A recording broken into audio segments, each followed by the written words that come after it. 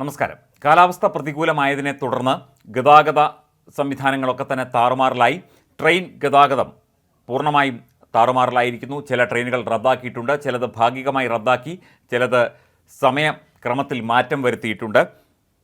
4 ട്രെയിനുകൾ പൂർണ്ണമായി റദ്ദാക്കി. Guruvayur Thrissur daily express, Thrissur Guruvayur daily express, Shoranur Thrissur daily express, Thrissur Shoranur daily express എന്നീ ട്രെയിനുകളാണ് റദ്ദാക്കിയത്. 10 ട്രെയിനുകൾ ഭാഗികമായി റദ്ദാക്കി. കണ്ണൂർ തിരുവനന്തപുരം ജനശതാബ്ദി ഷൊർണൂർ വരെ മാത്രമേ ഉണ്ടാവൂ.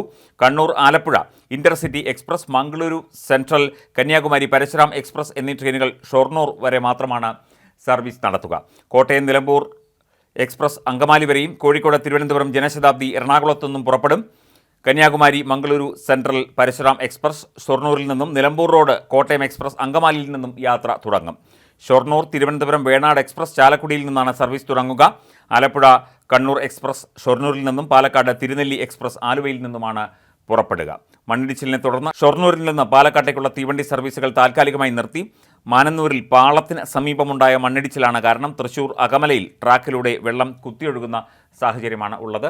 വരും ദിവസങ്ങളിലും ഇത്തരം ട്രെയിൻ സർവീസുകളിൽ കാര്യമായ സമയമാറ്റവും റദ്ദാക്കൽ നടപടികളുമൊക്കെ ഉണ്ടാകും എന്നാണ് സൂചനകൾ. ഇത് താൽക്കാലികമായൊരു സംവിധാനമാണ്. പലയിടത്തും മണ്ണിടിച്ചിലുണ്ടായിട്ടുണ്ട്, പലയിടത്തും ട്രാക്കിൽ വെള്ളം കയറിയ അവസ്ഥയുണ്ട്. അതുകൊണ്ടാണ് ഈ ട്രെയിൻ സർവീസുകളിൽ അതിൻ്റെ സമയക്രമത്തിലും അതിൻ്റെ പ്രവർത്തനത്തിലും മാറ്റം വരുത്തിയിരിക്കുന്നത്.